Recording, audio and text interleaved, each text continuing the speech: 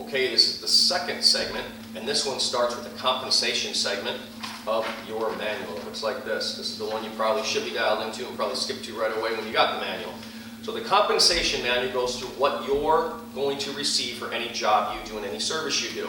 As stated at the top, our artists earn on average, a hair artist earns a minimum of $85 an hour, a makeup artist earns a minimum of $80 an hour. Both earning potentials can be higher, especially for a makeup artist. You can earn up to almost $160, $170 per hour, depending on additional services that can be added. So let me walk through that a little bit. So as you're looking at this, take a look at the green column. The green column is the base rate. This is the amount an artist gets paid at an absolute minimum. No matter what, you make at least this. And the way it works is you've got your services on the left. It dictates roughly how much time we block out for those services. For example, if you slide halfway down the page to a down do, we estimate 30 minutes for a down do and put that in the schedule as 30 minutes. The artist gets paid $42.90. That's it, all in. What we charge the client is a different rate, along with 18% added gratuity is the verbiage we use with the client. Okay? So this is everything you make, gratuity and everything included. So when you go in to request payment after the job, these are the prices you receive. If you're on a job and a client decides they additionally want to give you a tip or more gratuity, which does happen, you are welcome to keep that. You don't have to share that with me or even let me know you got that. The only thing that we ask is that you make sure you're clear with the client and remind them that on their final invoice, 18% gratuity was already included.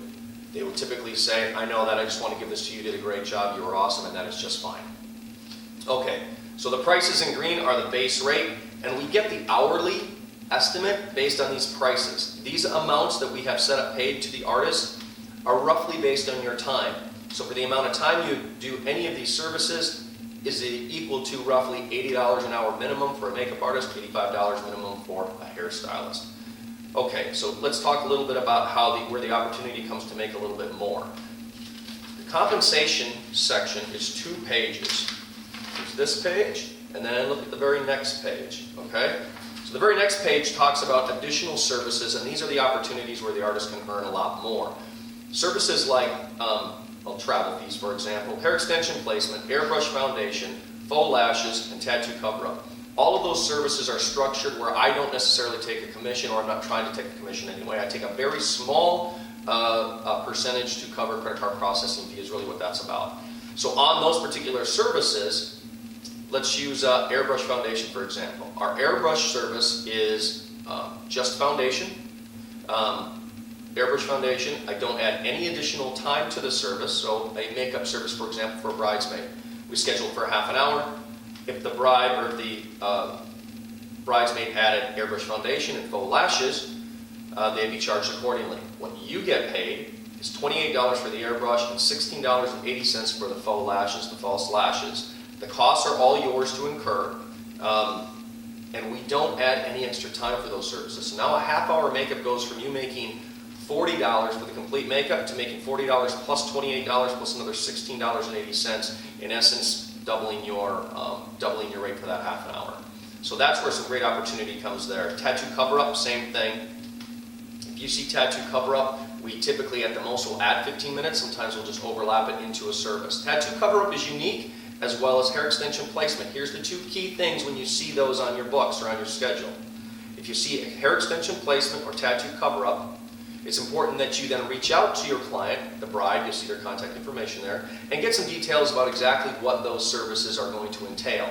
Because at that point, if you realize that you're going to need more time than what I've scheduled you, you just let me know. Call or text me and say, hey, I need a little more time to do that. We'll talk about how much time, and if we have to add an additional 15 minutes for either of them, then we increase that rate accordingly. So instead of it being $28 for hair extension placements, we double that. It'd be $28 2 different times you get paid.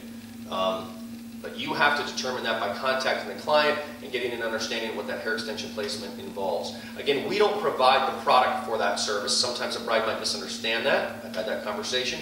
You might run into that conversation, so you just clarify to them, oh, that service allows me to add any hair clips or hair extensions or hair pieces or pieces they want to put in their hair at a rate of $25 for any 15 minutes. So it's $25 minimum is what we charge them, plus gratuity. but you make $28 to do it. And again, you contact them. If you think it's going to take longer than that, or you need more time, we add more time, and you get paid more for it. Same thing with tattoo cover-up. You want to get an idea of what kind of tattoo are we talking about, or are you going to need extra time put on the schedule for it, and if you do, we add extra compensation for you. All right, hair extension placement, airbrush foundation, faux lashes, all those services are services that you provide at your cost, but that's the compensation you will receive. We have a service on here on this first page called non-wedding or hourly. It's at the very bottom. What that is that's just the opportunity that, for example, if you're on a wedding day event and the bride requests that you either stay longer or come back to do touch-ups, we charge them accordingly, and we call it non-wedding or hourly rate. The hourly rate works like this. For every half an hour that they add on for you to stay there, we charge them $50 plus gratuity, and your take on that, I believe, is about $40. So you make $40 for every half an hour. If they ask you to come back after leaving, anytime they ask you to come back after you've left for a while, it's a $150 minimum we charge them plus gratuity. Therefore, we're at about $120-some minimum, whether you're there for 5 minutes or an hour. That first hour is $150 plus gratuity to the client. You're there for an hour at the most. Any additional half an hour, another $50 to the client plus gratuity. Your compensation is $40 for every half an hour after that. So hopefully that kind of makes sense. Let's see, compensation. Anything more in this compensation section? On the left-hand side, you'll see some things we talk about. Flat rate per service. That's that base rate in green. The next two rates over, the gold and the red columns, those are rates that you can earn if you receive a positive review. The way it works is like this. If you receive a positive review on either weddingwire.com, the knot.com, or our Facebook, or an event does, and you were part of that event, you don't even need to be mentioned by name, but if you were on a job that received a positive review on any three of those sites, your very next job, if you're booked for one, you'll receive a bonus level increase. So all your services would be at the gold rate. Okay? So again, you have to be booked for another job. So if you don't have another job on the books, no bonuses apply. We don't carry it over. We don't keep track of that. That's just how it works. But if you have another job on the event, on your calendar, that very next job will get applied this gold rate. If in that same time period you got a second review, so say that bride did a review on both the Knot and Wedding Wire, you would get 2 bonus level jumps, so you'd go to that red column. So your very next job would receive the rate of the red column. Whatever services you are doing on that next job would be at that red column rate. And it's noted on the event, so you'll see it right on there. If you happen to get 3 reviews in that time period, this promotion caps out at 2 reviews. So it doesn't go any higher than that red column, and that extra review would not carry over to another job. It just goes away. It washes away. So if you're kind of thinking to yourself already, a way to kind of strategize this or work this system, definitely do it. And that is, if you have a bride that you know is going to leave you 3 reviews, maybe encourage them to spread those reviews out. Allow yourself to reap the benefits of all those reviews. So maybe have those first 2 reviews affect your very next job. Have them write the 3rd review later. It would affect whatever your next job after that was. So I hope that makes sense. No more than 2 bonuses applied to any given job. But if they come in at different times, you can work to your advantage that way. The blue column on the far right, what that's about is any artist that is booking their own jobs, and a lot of my artists do. They might even a lot of my artists even work for other agencies, and that's totally fine with me. We don't have any kind of non-compete clause. I want you to be working as much as you can. So if you're working for other agencies, or if you're booking jobs on your own, that's totally fine. The only thing I ask in regards to that is that we have the agreement that when you're on a job for CBA, you represent yourself as though you're an artist for CBA, and you're not promoting the opportunity for them to contact you to do additional weddings on location. You are certainly welcome, however, to hand out your own business cards to promote the fact that you maybe work in a salon, you do cut and colors in the salon, you do makeup applications for parties or friends or that kind of thing. That's absolutely fine. But even if you get contacted a year from now by someone who says, oh, they heard about you from their girlfriend and that job was a CBA job, and they're calling you about an on-location bridal job, my expectation is that you then direct them to the Creative Beauty Agency website and let them know that, hey, for my wedding, on-location weddings, I booked a Creative Beauty Agency. If they contact you about getting a haircut or a hair color or wanting to come into your salon, no problem. You can take care of that or handle that on your own. That's just fine. I don't see that as any kind of conflict. So back to the blue column. What this is about is artists who have a lot of work that they're getting on their own that has nothing to do with a referral from CBA. I've had artists mention to me, man, I love the money I make when I do my own weddings, but I don't like the administrative part of it. I don't like the work part of it, the part that CBA does so well. So I created this blue column for those people who want to send their weddings to me to manage.